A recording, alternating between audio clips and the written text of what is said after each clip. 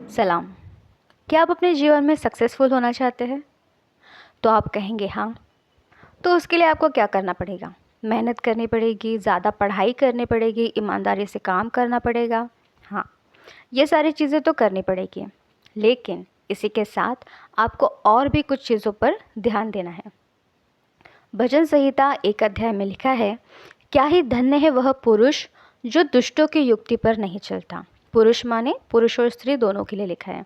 क्या ही धन्य है वह पुरुष जो दुष्टों की युक्ति पर नहीं चलता और न पापियों के मार्ग में खड़ा होता है और न ठट्ठा करने वालों की मंडली में बैठता है। आपको इन 3 चीज़ों का ध्यान रखना पड़ेगा। आपको दुष्ट की युक्ति पर नहीं चलना है, मतलब गलत युक्तियाँ करके काम नहीं करना है, ना ही पापियों के मार्ग पर चलना है और ना ठट्ठा करने वालों की मंडली में बैठना है। आपको ऐसा लगेगा अरे परिवार के सदस्य तो है, क्या हुआ, थोड़ी सी बात कर लेंगे, थोड़ी सी चुगली कर लेंगे, किसी का ठट्ठा उड़ा लेंगे। नहीं, ऐसा करने से आप अपने जीवन में असफल हो सकते हैं, होते हैं। यह कोई संभावना नहीं है, यहाँ पे निश्चितता दी गई है, यदि आप ऐसा करते हैं तो आप असफल होते हैं। लेकिन अगर आप ऐसा नहीं करते, कि मतलब धन्य कहा गया है उस पुरुष को जो पापियों के मार्ग में खड़े नहीं होते, ठट्ठा करने वालों की मंडली में नहीं बैठते और ना ही दुष्टों की युक्ति पर चलते हैं। तो ऐसे व्यक्तियों की सक्सेस का राज क्या है?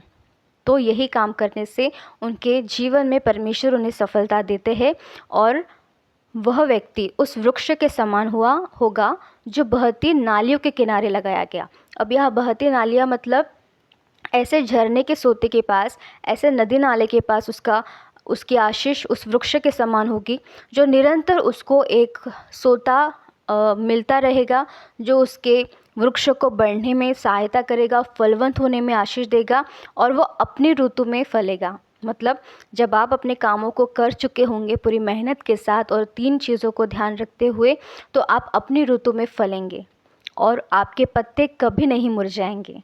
आप इतनी सक्सेस पाएंगे कि आपकी आशीष सदा बनी रहेगी और वह पुरुष जो कुछ भी करेगा उसमें वह सफल होगा, ऐसा लिखा है। मतलब परमेश्वर आपके हाथों के कार्यों को आशीष देंगे और आपको सक्सेस देंगे।